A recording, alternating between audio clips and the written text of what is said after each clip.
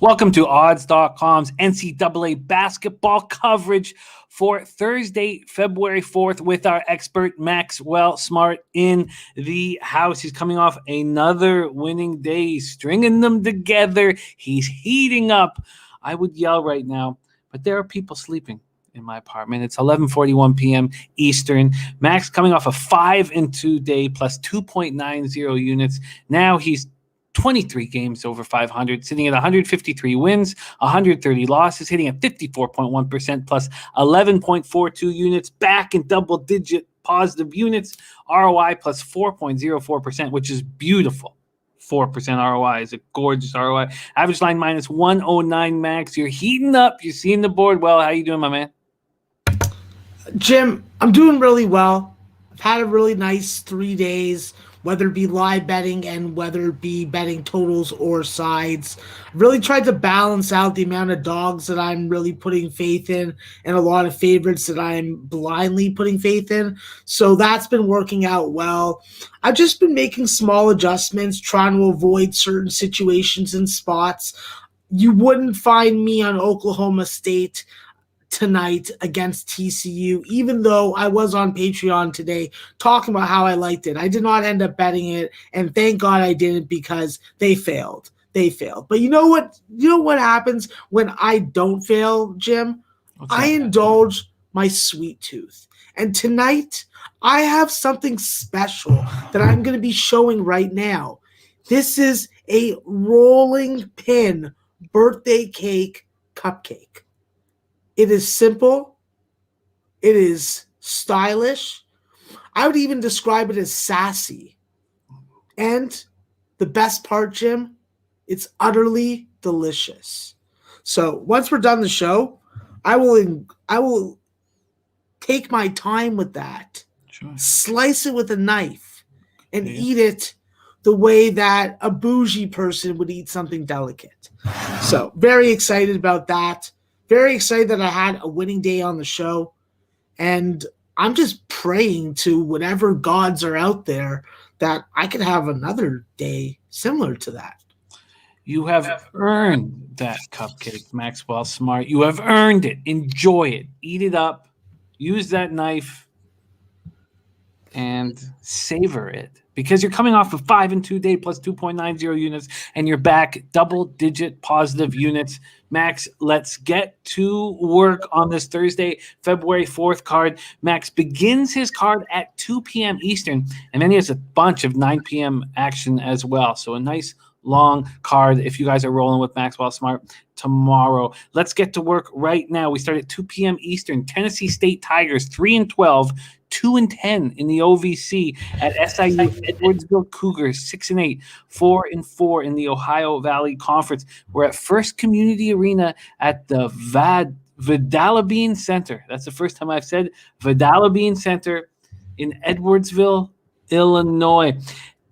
SIU Edwardsville opened up as 2.5-point favorites. That went away quickly. Went down to 1.5, and now we see ones on the board. There's still a couple 1.5 left, but there are ones. This total has gone up as well. Open at 132. Now we see 134s and even a 134.5 on the board. Tennessee State has lost 2 straight in 6-7. They're coming off a 71-56 loss at Austin Peay on Saturday night. They lost despite forcing 22 Austin Peay turnovers. How? They shot just 36.2% from the field and 26.9% from three. Guards Gravel Moody and Mark Freeman each went for 16 points. Freshman Amori Womack came off the bench for 12. Only 3 other players scored, and those 3 combined for just 12 points. Freeman averages a team-high 14.7 points per game. The only other player averaging double digits is freshman Marcus Fitzgerald, and he missed the Austin Peay game. It's unclear when he will return.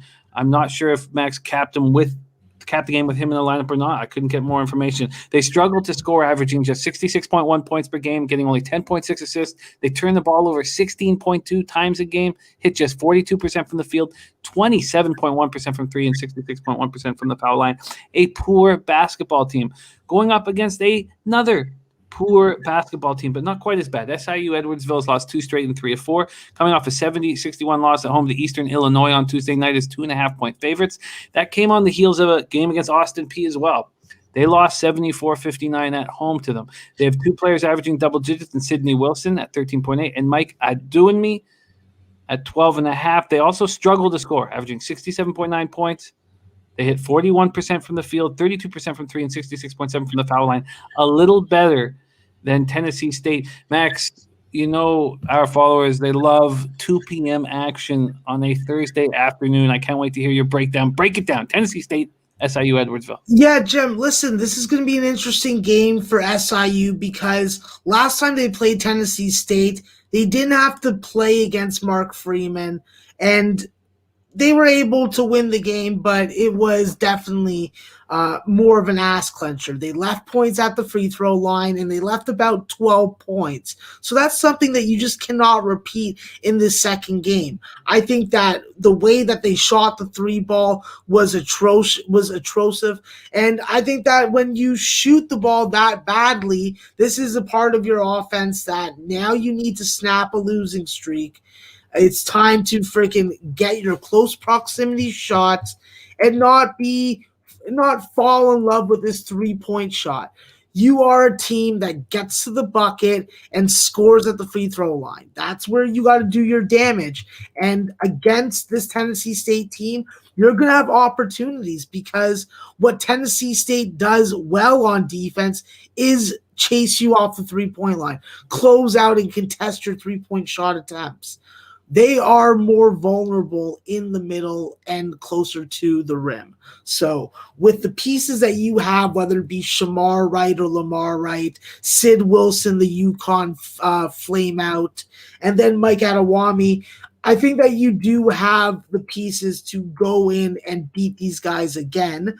I think that when it comes down to it, if you can keep Marcus Fitzgerald off the free throw line and you can keep Yusuf Mohammed off the glass and allow your team to be able to get some offensive rebounds, I do think that you're going to have a little more success. I do think it's also very important that this game is very low scoring in the first half. I do remember that it was on pace for something like in the 110s, 115s, but then they did get a little higher scoring in the second half. I think the X factor for SIU is going to be Courtney Carter. If Courtney Carter can give you some really good versatility, improve his 3-point shot while being able to get to the free throw line and find his teammates at the same time, I think that this is going to be a game where SIU gets right.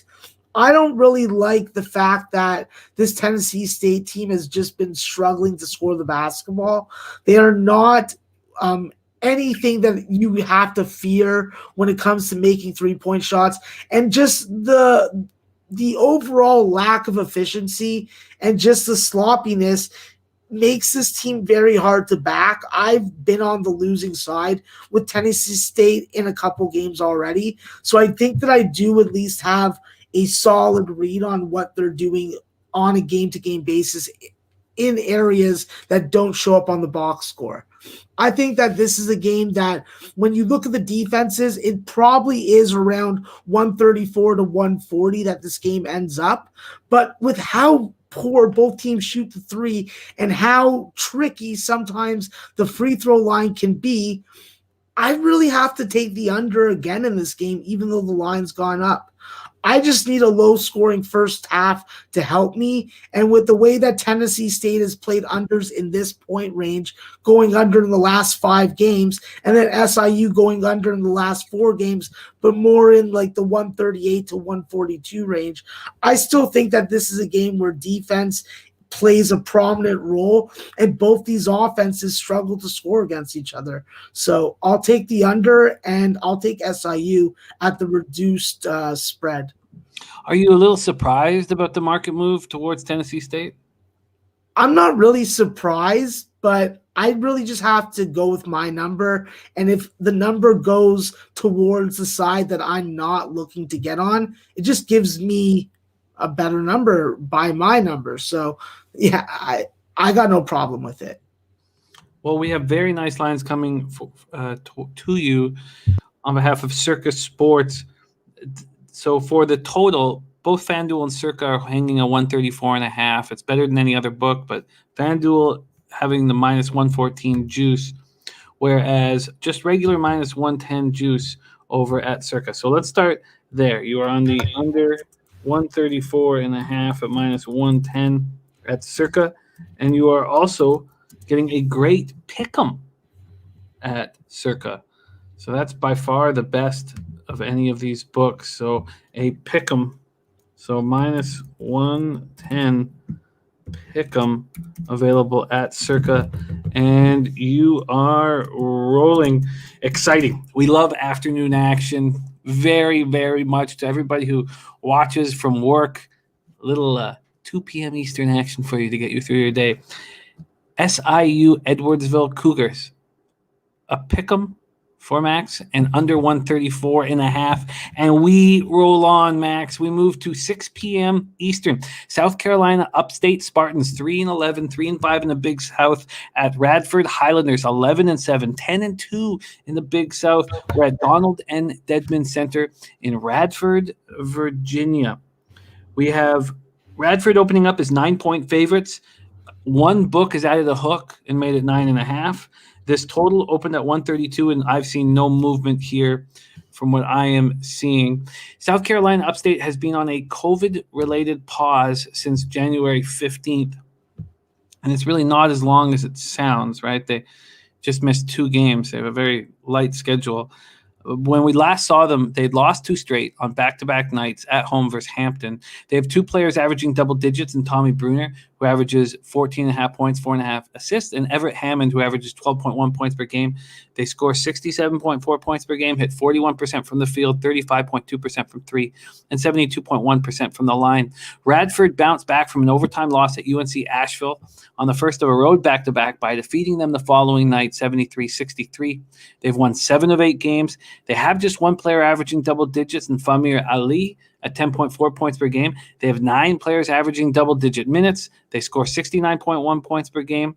They hit 46.2% from the field, 30.3% from 3, and 67.2 from the foul line. It's their defense that is strong, allowing just 64.5 points per game. Max, little 6 p.m. Eastern Big South action for you. South Carolina Upstate, Radford, Highlanders. Take it away.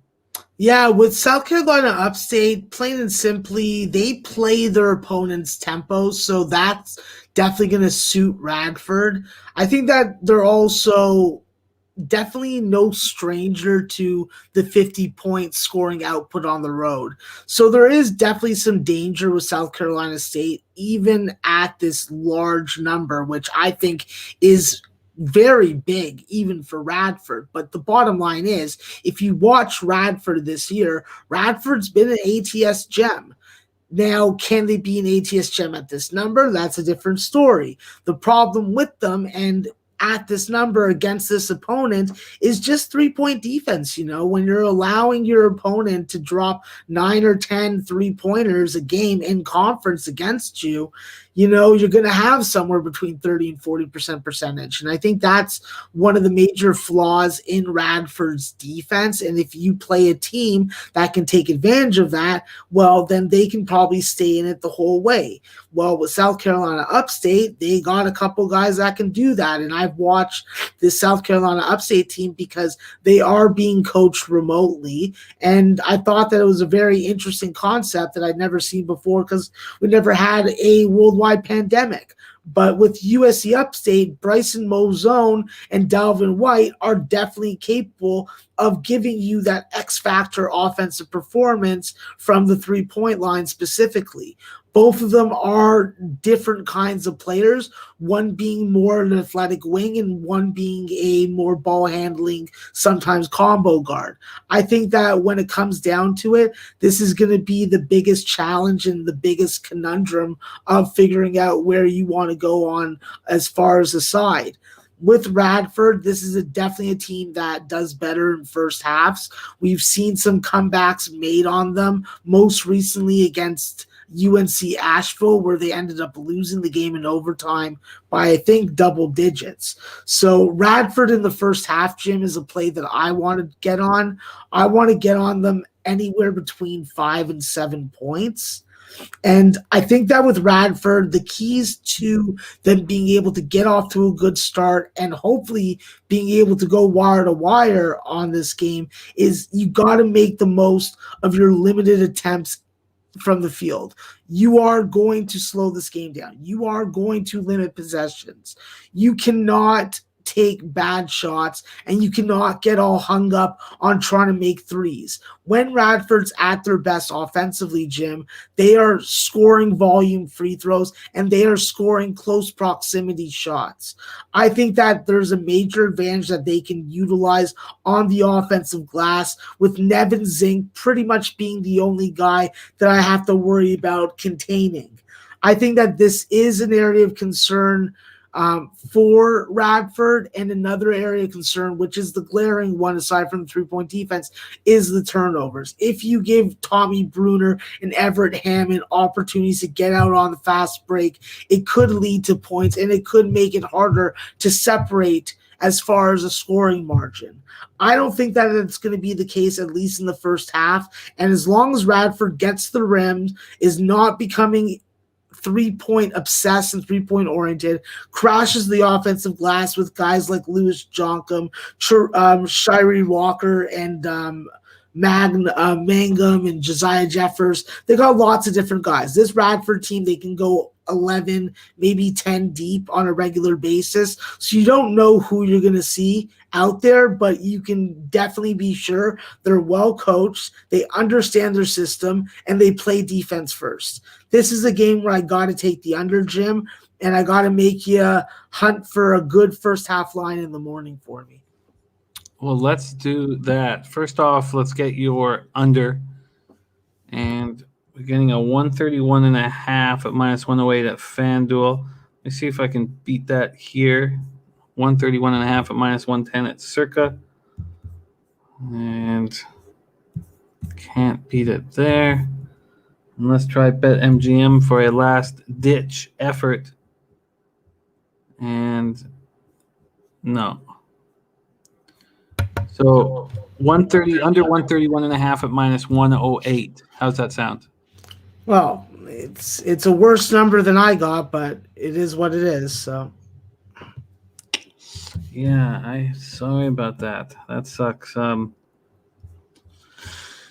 Yeah, because there's 132s now that I see. I just can't get one. That's disappointing.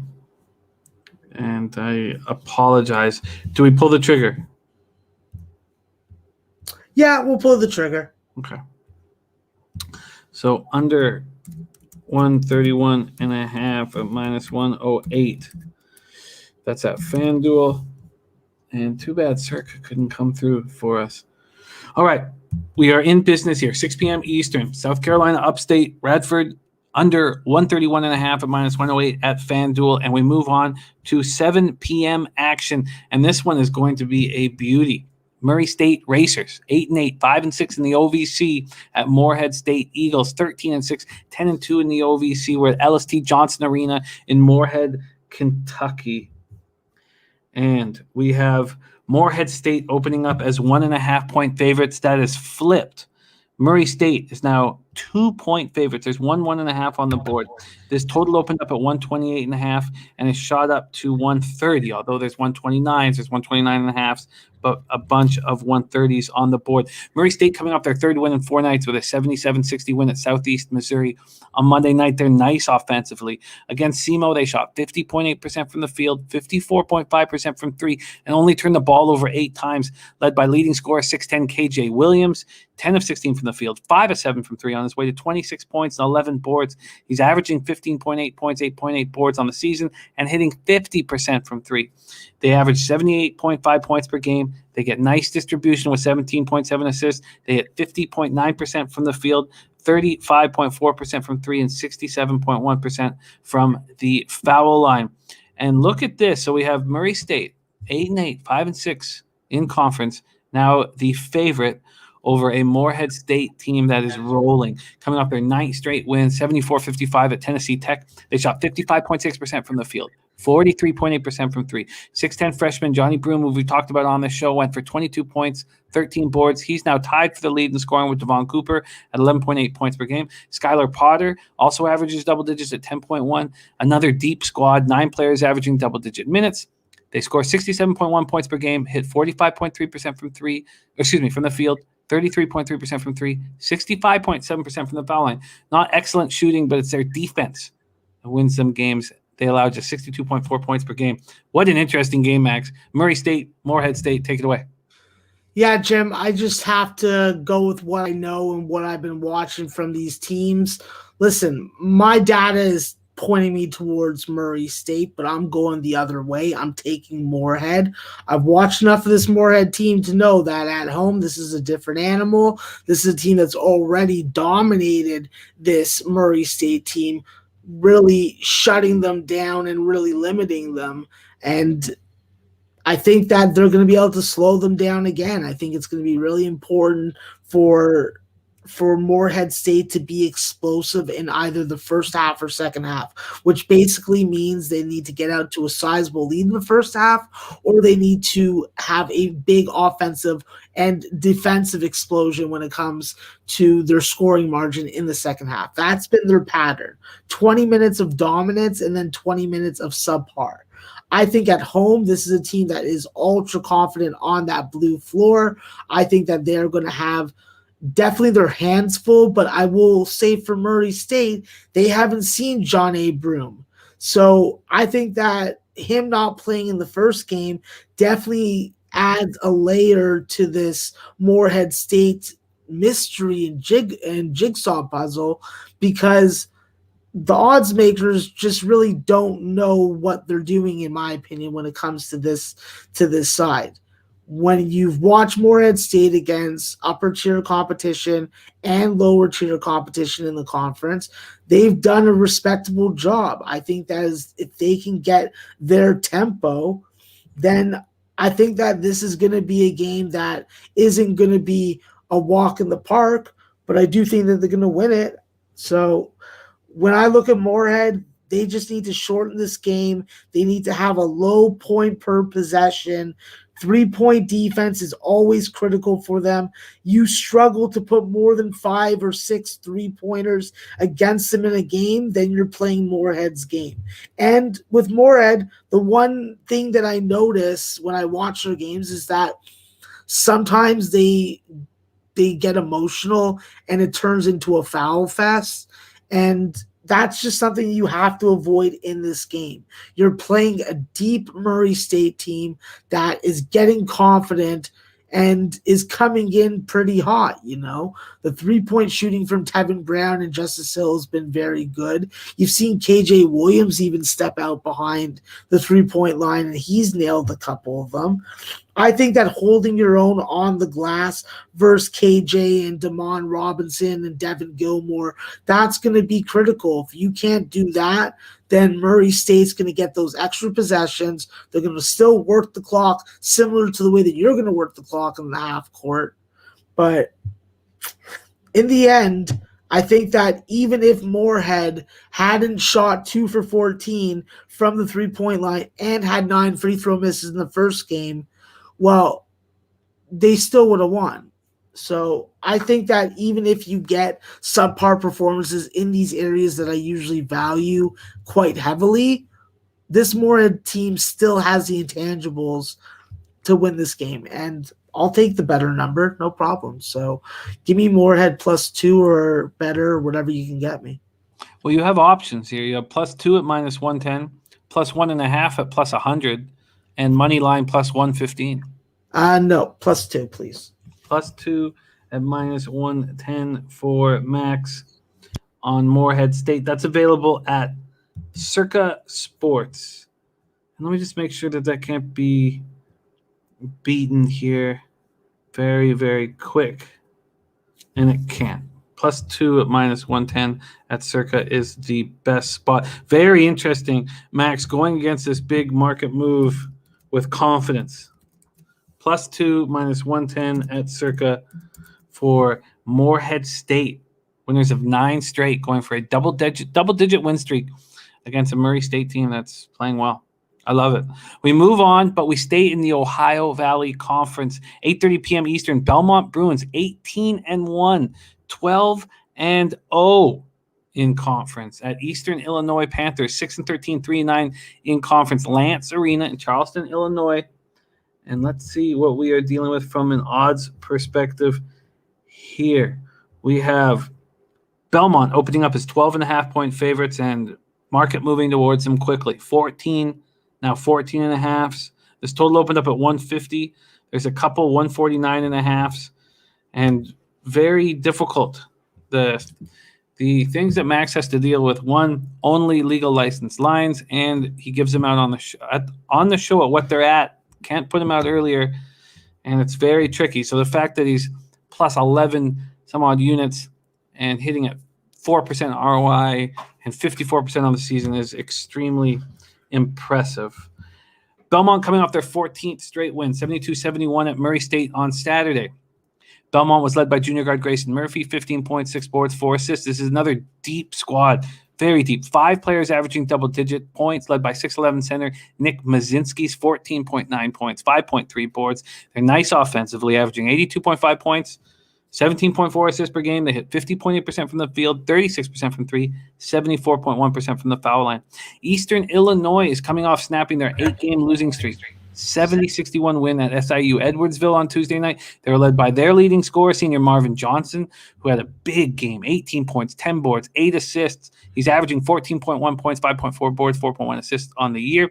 They got a huge push from their bench. Seniors Kashawn Charles went for 16 points, and Jordan Skipper Brown went for 15. And that was huge because leading scorer, senior Josiah Wallace, left the game with an injury after just 2 minutes.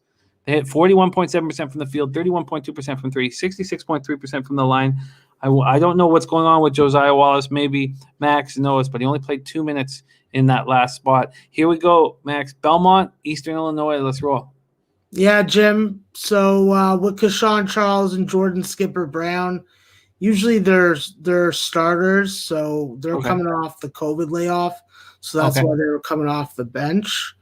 But with Josiah Wallace, listen, he's been in and out. He's battled 2 or 3 different injuries so far this year. And listen, even though he's been in the lineup at times, he still had free throw issues, which is unlike him. And this was supposed to be a big year for this Eastern Illinois program, having so much experience in upperclassmen. Obviously, with Marvin Johnson, he's really a hit or miss type guy, a guy that really plays with his emotions and sometimes gets the better of him, which causes problems for his team. He's had a couple technical fouls for not keeping his mouth shut, because what I've noticed with watching this Eastern Illinois team is that they do a lot of talking to the refs. That is not going to do them any good. They're not NBA players, so they shouldn't be talking to the refs, but that's what they do. I think that in this game, this is a game that has the potential to get quite ugly for Eastern Illinois, just because you don't know who you're going to have. In the game that they already played against Belmont, Belmont put up 50 points in the second half against them. And that was when Eastern Illinois was healthier and had their 2 best front court players in George Dixon and Sammy Friday in the lineup. I don't know what's going on as far as who's coming back and who's not. I think that when you look at this line, Belmont's done everything that you've asked of them when it comes to winning spreads at these type numbers. I think that the key for Belmont in this game is that they need to be able to play off of what I call 2 highly emotional games.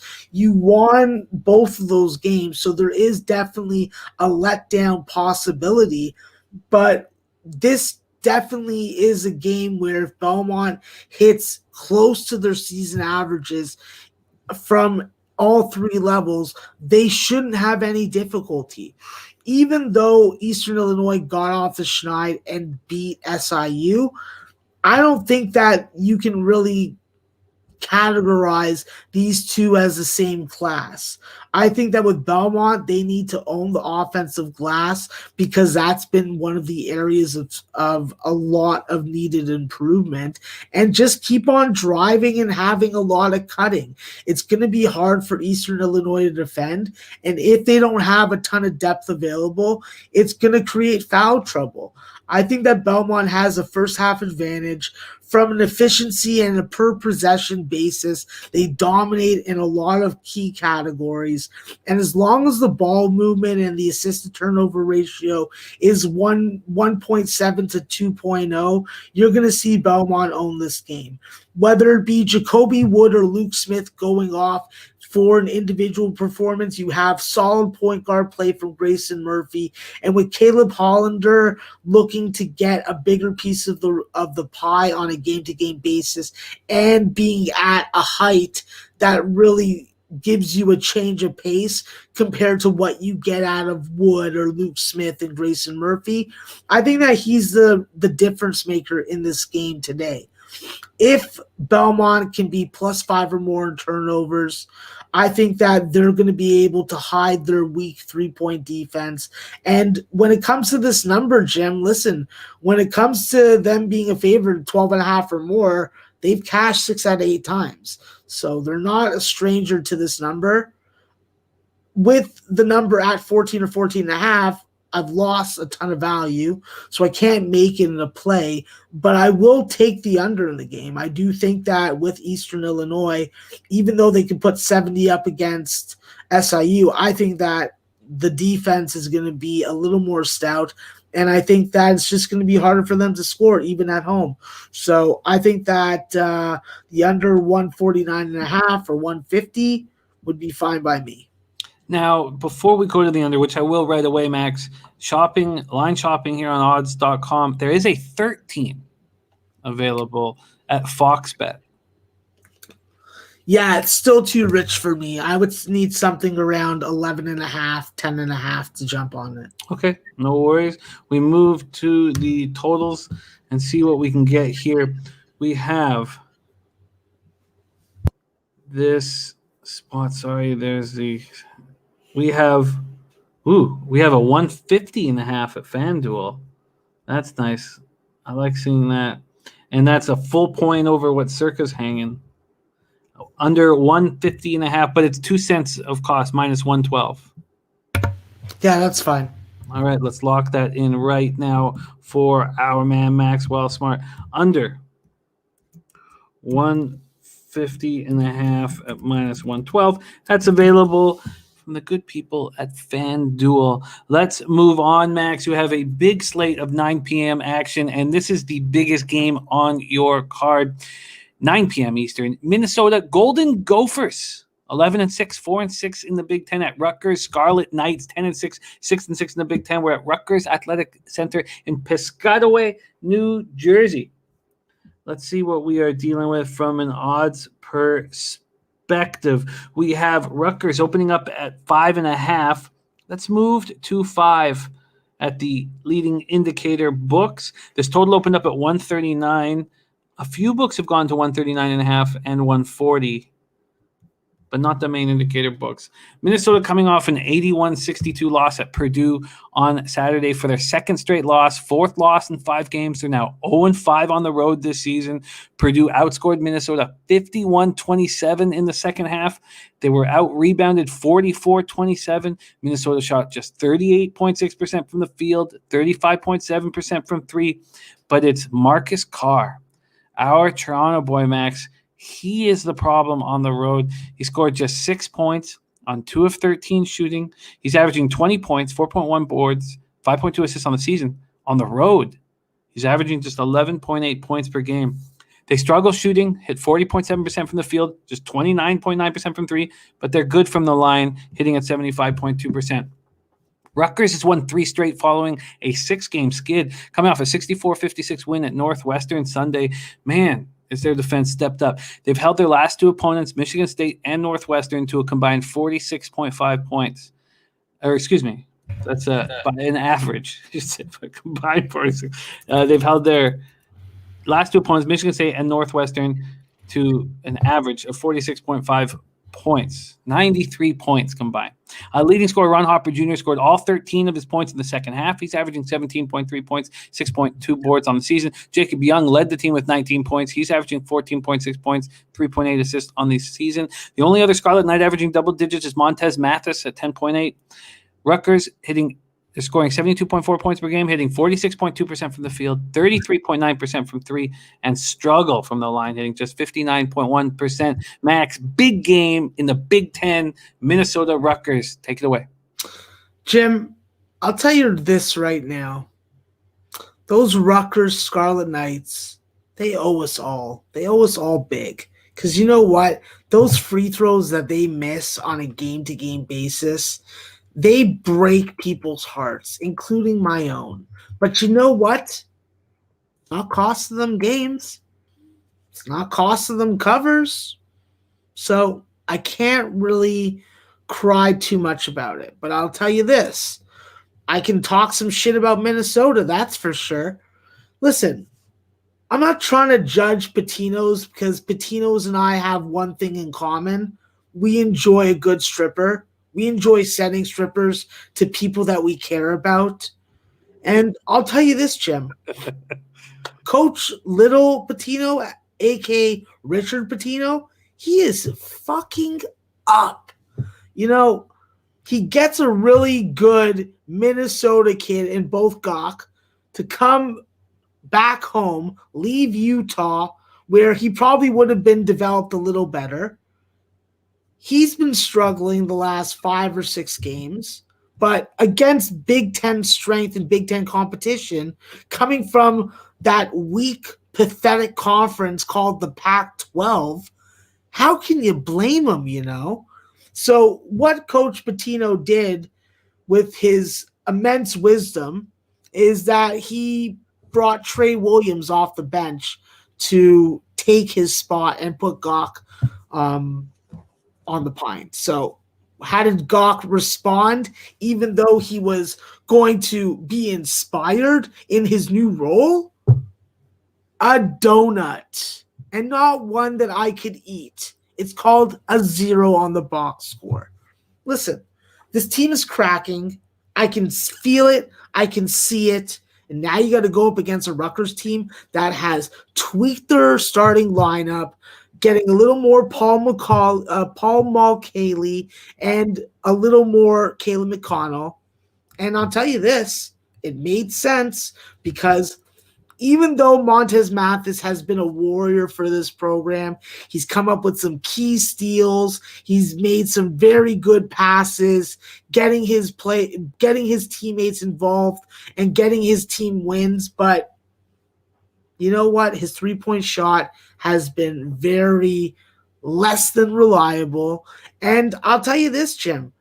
I like him coming off the bench where he has a killer instinct. He is assigned, listen, go out there, score a couple buckets, and get a couple steals, and let's get out in transition. Now, Jacob Young is also coming off the bench where I think that he is best served. Save your best weapon for the second half. That's when you can freaking put the ball in Jacob Young's hand and you can run isolation and pick and roll and screens for him, because what does he do that pretty much none of his other teammates do? He makes over 70% of his free throws.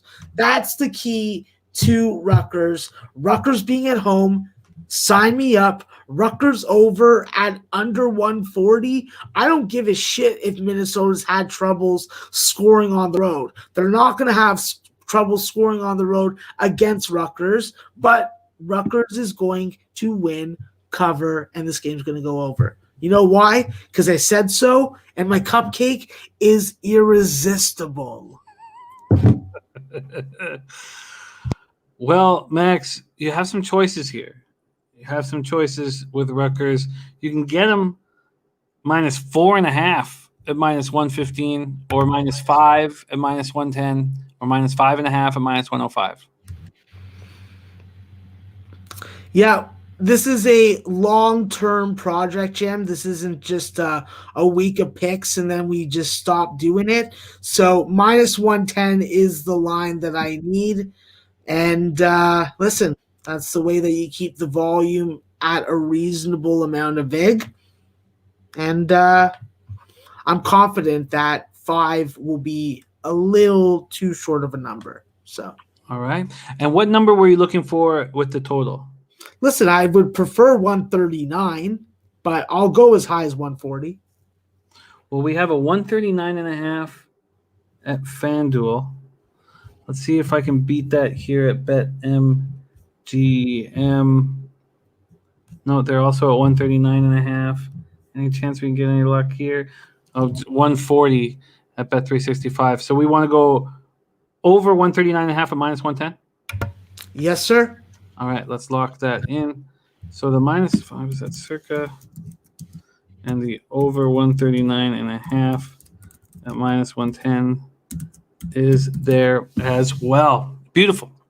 We move on, but that is some Big Ten action.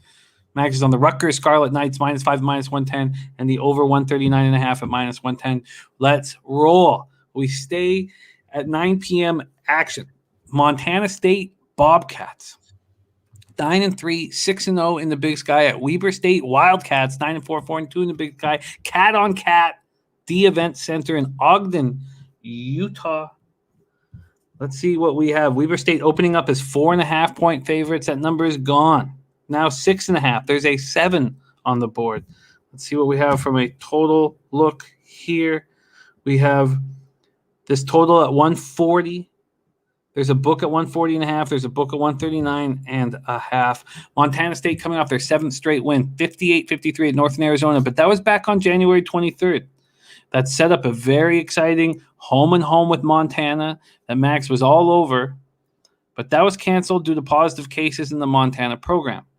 Montana State is led by guards Xavier Bishop and Amin Adamu, who each average over 15 points per game. They score 74.9 points per game, hit 45.3% from the field, 33.6% from 3, and nice at the stripe, 74.7%. Weber State coming off 2 easy road wins at lowly Idaho, winning the games by combined 44 points. They have 4 players averaging double figures, but they're led by Isaiah Brown, who averages 18.3 points, 4.3 boards, 3.5 assists. They are strong offensively. They average 83.5 points. They hit 49.9% from the field, 41.3% from 3, 76.2% from the foul line. Market moving in their direction. Max, Big Sky action. Montana State, Weber State. Take it away. Yeah, Jim, Big Sky is one of my favorite conferences because they're one of the ones with common sense, with a proper streaming site for all their games, and you can watch it for free also tomorrow. I think that with Weber State, this is a very interesting matchup because I'll go out and say that maybe they've had a little bit of some cupcakes when it comes to their conference opponents, aside from their 2-game series with Southern Utah. I think that when it comes to Weber State against Montana State, these are 2 teams that definitely have similar defensive advantages, but scoring the ball is where the difference is when it comes to Weber State. With Weber State, they have extreme balance. They can have 5 or 6 guys in double digits with Jim, like you mentioned, Isaiah Brown leading the way. He is just an incredible point guard that I bet Grand Canyon wishes they had back. He is dynamic. He's explosive. He's fearless. And you know what? He's willing to step in and take a charge. So that is highly respectable. With Weber State, they really need to do a good job of winning on the glass, and they do have the size to do that with a trio of forwards that I've talked about before on the show in Cody Carlson, Dante Bassett, and Michael Kozak. I think that with Weber being on home court, you're going to have to own it because you're stepping up against Montana State. While both these teams have been very good for your bankroll, this is an elevated number. I would have taken Weber at 4.5. At 7 or 6.5, I'm not looking to back that. I think that although there is a very clear path for them being able to cover that number, they are going up against a quality team that scores around the bucket, like low, dirty areas. When you talk about Jabril Bello, this is a guy that's going to get on the glass. This is a guy that's going to score high percentage shots. Close proximity is his name of the game. And defensively, he's no freaking slouch either. You got a couple Canadians on this team, one that sees a little more playing time and the other not so much in Abdul Muhammad and Kellen Tynes. So obviously, if you have Canadians, you should play them because they'll help you win games. Ask Western Michigan because they went to Bowling Green and won as a 12.5, 13-point underdog tonight. But with Weber, the keys, Jim, are pretty simple. You need a fast start where you're +7 in first halves in conference, but that's aided by your Idaho series. You need lots of field goal attempts. If you're playing a slow tempo game and you're not at least getting enough shot attempts up, whether you're making them or not, then you're in a bad situation and Montana State is going to be able to hang around. I think that if you see Weber State hitting 47 to 49% of their shots, if they're hitting 40% from the three-point line, if they're getting to the free throw line with frequency in both halves, then yeah, for sure they can run Montana State out of the gym. The problem is I just don't think that's going to happen. I think that you can limit Montana's drives, but then you have to worry about Borja Fernandez. You have to worry about Adamu going out to the three-point line, Xavier Bishop, Mike Hood. All these guys are capable of going off and giving you that outlier performance. I think that if Weber State can't force Montana State into making mistakes with the ball, whether that be a violation, whether that be walking into a charge, driving into a charge, whether that just be a takeaway, then they're going to be in trouble. So, in my opinion, at this number, you've lost all bettable value with Weber State. You have to come back on Montana State at this number. And when it comes to the total, it's just not high enough. Listen, Weber State is not routing Montana State, and if they're doing it, they got to put up 85 because Montana State's putting up 70 in this game. So, I'm taking the over. I'm taking Montana State, and I'm going with the team that I think has better Canadians. So let's go. Well, we've got some nice numbers for you here. Good. First off, we have a 7. So let's start there. Let's give you that +7 at circa. And then we have a total. It's 140.5 everywhere, but Bet 365, which rarely gives us the best number. So that's at 139.5. So we move on Montana State +7 at circa and the over 139.5 at Bet 365. Sounds good? Yes, sir. Let's move on it. So we have, Montana State here +7 at -110 at circa. And then we have the over 139.5 -110 at Bet 365. We stay in the Big Sky. 9 p.m. Eastern. Eastern Washington Eagles 6-6, 5-2 in conference at Idaho Vandals 0-13, 0-10 in conference. We're at Cowan Spectrum in Moscow, Idaho. Here we go, Max. We have Eastern Washington opening up as 15.5-point favorites here. That's dropped a half point down to 15. This total opened up at 148. It's now at 148.5. Very interested to see how you handle this spot, Max. Eastern Washington coming off their third straight win, 94-79 at home over Sacramento on Monday night. So just a couple nights ago, and they shot the lights out. 63.3% from the field, 52.4% from three, and posted a season-high 24 assists. Guard Tyler Robertson, scored a career-high 20 points. Tanner Groves, their leading scorer, who always puts up numbers, had 17 points. He's averaging 17.3 points, 9.3 boards on the season. Jacob Davidson added 14. He's averaging 13.5 on the season. They score 75.9 points per game. So they put up about 19 more than usual. They hit 45.1% from the field, 32.9% from three. So that was an aberration with that enormous output, and 74.5% from the stripe. They're always nice from the foul line. Idaho has yet to register a win all season. They've lost all 13 games. They've lost the last 5 by double digits. They're coming off getting blown out at home by Weber State in a 2-game series by a combined 44 points. 2 players scoring double digits, led by Scott Blakeney's 11.6. They have a deep rotation, which is questionable for this squad at times. 11 players averaging double-digit minutes. They scored just 61.5 points per game, hit 43.7% from the field, 33.2% from 3, but they're okay at the line, 71.8%.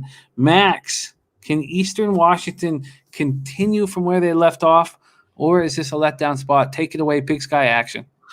Listen, Jim, I like Eastern Washington, but I'll tell you this.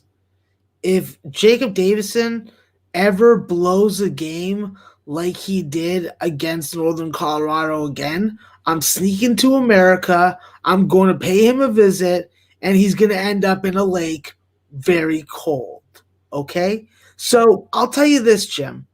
With Eastern Washington, what they typically have done, what their pattern has been so far this conference season is that they play very low-scoring games in the first of the 2, and then they let their hair down and they have a cupcake.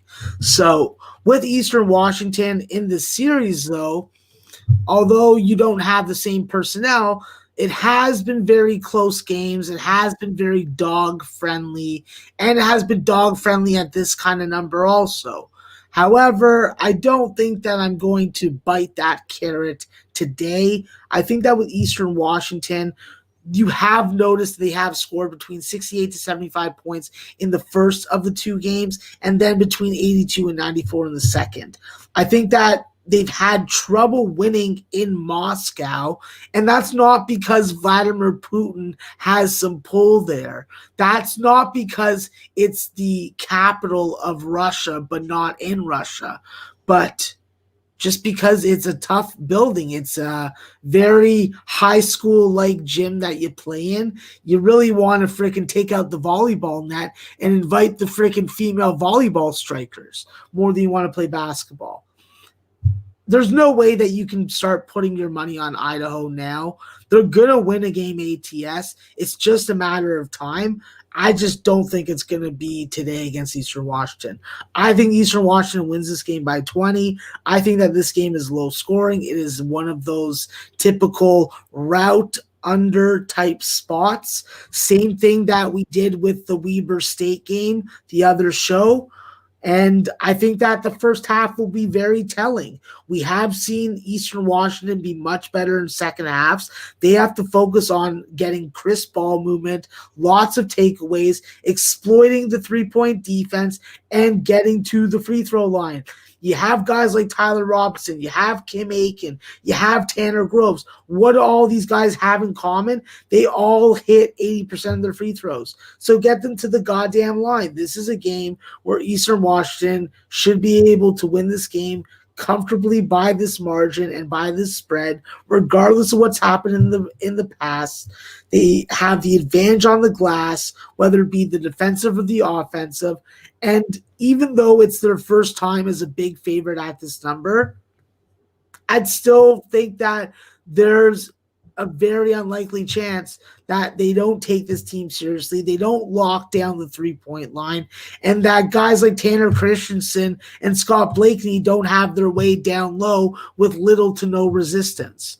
The one area of concern, Jim, that I have when it comes to this Eastern Washington team is what do they do if they become foul prone and they get into foul trouble? There isn't really a lot of depth that I view as serviceable. So I think that staying out of foul trouble is going to be key, and that may allow Idaho to stay in this game longer than they should. But in the end, I think Eastern Washington is going to be able to win this game comfortably. The play that I like for the show, though, is going to be the under. I'm going to take the under 148.5 or a better number if you can find it for me. Although there are some definite red flags when it comes to the possibility that Eastern Washington puts up 90, I just think that with this Idaho team, they are struggling to get to 60. If the three-point is not dropping for them, then they're really left with very limited options. And I think that's going to be the case. So under 148.5 is good by me. If not, 149. There are no 149s. They're all across the board, 148.5 at minus 110. There are actually, that's not true. BetMGM has moved it to 147.5. They have BetMGM at 15.5, and then we have Circus Sports hanging the 14.5 sidewise. Under 148.5 minus 110 at FanDuel for Maxwell Smart. That's his last action in the Big Sky, but not his last action on this card. We go back to the Ohio Valley Conference. Jacksonville State Gamecocks. They owe us money, Max. 10-7, 6-5 in conference at UT Martin Skyhawks. 5-10, 3-8 in conference. We're at Skyhawk Arena in Martin, Tennessee. We have Jacksonville State opening up as 10-point favorites. There's two books that have a hook on it at 10.5. This total opened up at 139. We now see 140s and 140.5. Jacksonville State has lost two straight. They're coming off a tough 86-82 overtime loss at home to Eastern Kentucky on Tuesday night. They were up 8 points with 5 minutes and 13 seconds left in the game, and then went scoreless for 4 minutes and 55 seconds. They were led by senior Kane Henry, who went for 22 points, 6 boards. Big bump from the 6.4 points he averages on the season. Guard Jalen Finch also had a big night, 19.7 boards. They have 3 players averaging double digits, and Darian Adams at 14.5, the aforementioned Jalen Finch, and 6'10" senior center Brandon Huffman, who averages 10.4. They score 74.5 points per game. They hit 46% from the field, 35.5% from 3, and 70.1% from the foul line. UT Martin had their 2-game winning streak snapped in a 76-60 loss to SIU Edwardsville on Saturday night. They once again struggled with their shot, hitting just 34.8% from the field, 16.7% from 3. This is a reoccurring theme for this team. They shoot just 38.6% from the field on the season. They're led by junior Cameron Holden, who's coming off a very tough night for SIU Edwardsville. He was in foul trouble. He went just 2 for 6 from the field for 5 points. UT Martin's played 15 games. He's played 13 games, and it was just the second time this year where he didn't hit double digits. He averages 16.1 points, 8 rebounds on the season. He's probably chomping at the bit to get back out there. But will it be enough against the Gamecocks? Max, take it away. Yeah, he may be chomping at the bit to get out there, but it ain't going to do nothing except bring him some more sorrow. Listen, when Cam Holden has a good game for this UT Martin team, it's usually with him having the ball in his hand a lot, taking control of a lot of possessions, and taking that many more shots. So as great as he is at crashing the offensive glass off his misses and then being able to create a steal for a transition opportunity for him to score, I think you're starting to see the theme of how I view this guy, and he's about stacking his numbers up and not necessarily playing good system basketball. I think that with this UT Martin team, yeah, they won 2 games, but sometimes a blind man finds his goddamn cereal and the milk as well. So I think that with UT Martin, they're going to be playing a Jacksonville State team that, from a talent perspective, has the advantage. The only problems are they need to learn how to play 40 fucking minutes. You know, when you blow leads like that, obviously the next time out, it's going to freaking spark my radar because I'm going to be like, whoa, it's a rebound situational spot. It's a big number for them to rebound in a situational spot, but I do think that if they can guard the 3-point line and bully UT Martin on the offensive glass, you definitely have enough size to do that with Huffman, Martin, Rube, Nugamazi, whatever. You got a whole bunch of guys that are pretty stout. And with Ajani Kennedy, you got to take it at him. You got to take it at him early because he's the most serviceable front court player that they have.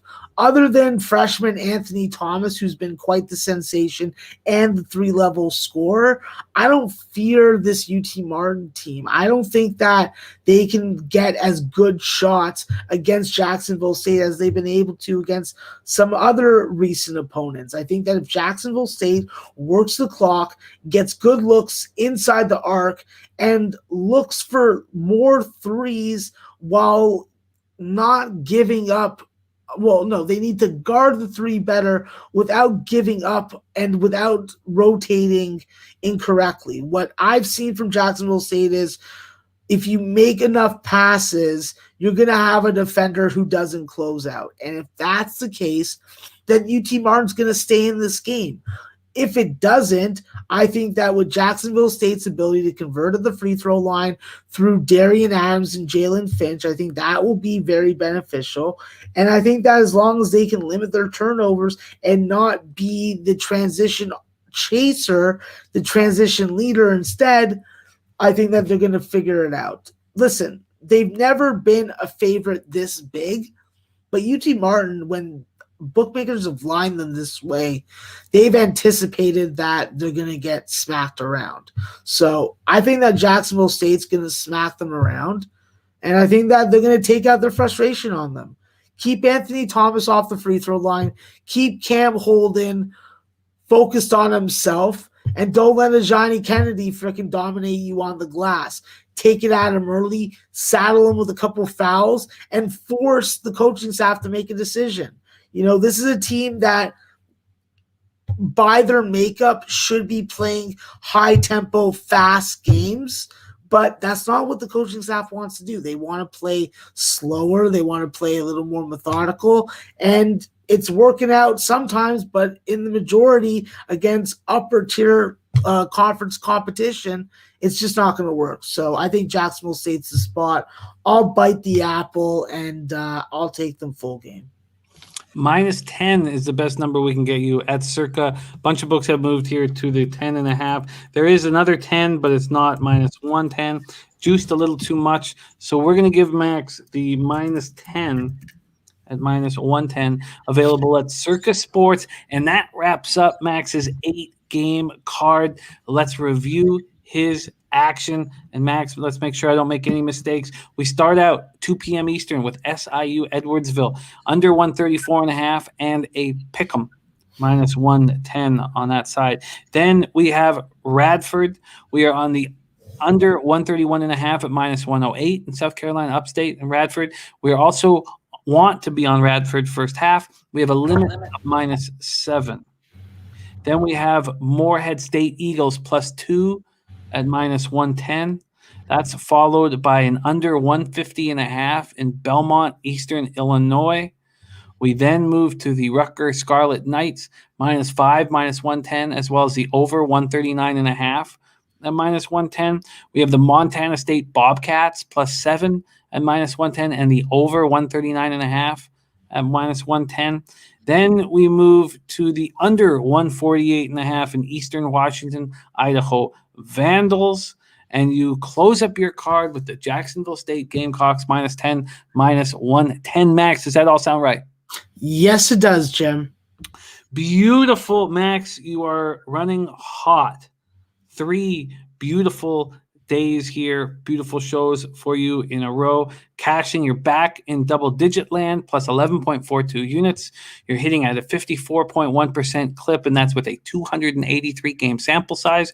Your ROI is plus 4.04%, average line -109, and I think this winning streak continues, Max. Do you have any last words for these great cappers supporting our show? Yeah, listen, keep on supporting the show. It's definitely a good show for you to watch. You can fade me. You can tail me. I have no problem with either. And listen, this isn't the show that gave out Oklahoma State. So that's a reason enough to come and watch the next one. So enjoy yourself. Enjoy college basketball, because I know that Jim doesn't think this, but college basketball kicks the NFL in the prison pocket, and it's beautiful.